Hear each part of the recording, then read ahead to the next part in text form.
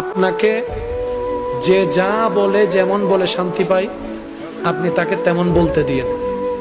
তার বলাটা শুনে মুখ গুমরা করবেন না, হাসবেন, শুধু হাসবেন। যদি জিজ্ঞেস করে আমি তোরে বকলাম, বকা দিলাম, মন্দ বললাম, তুই হাসলি কেন, আপনি শুধু এতটুকু বলবেন, এই অশান্তিময় পৃথিবীতে কেউ কারো শান্তি এনে দিতে পারে না।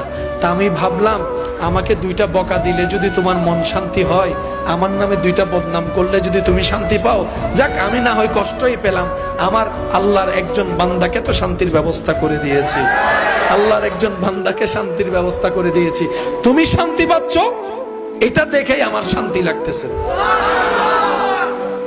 মনে থাকবে ইনশাআল্লাহ। একটু কঠিন, কিন্তু বিশ্বাস করেন উত্তর দেওয়ার চাইতে বড় মজা হচ্ছে চুপ করে থাকা। প্রতিশোধ নেওয়ার চাইতে বড় মজা হচ্ছে ক্ষমা করে দেওয়া। একবার করে দেখেন, শয়তান করতে দিবে না, এটা সত্য। কারণ এগুলা করলে তো আপনি রহমত পাবেন, শয়তান তো এটা চায় না। শয়তান চায় কি জানেন? কেউ একটা বললে আর বান্দারত কি হম আছে না, তিন হল। আচ্ছা, ঝগড়া করে এই পর্যন্ত কোনো সমাধান হইতে দেখছেন? আমি দেখি নাই, আপনারা দেখলে বলেন।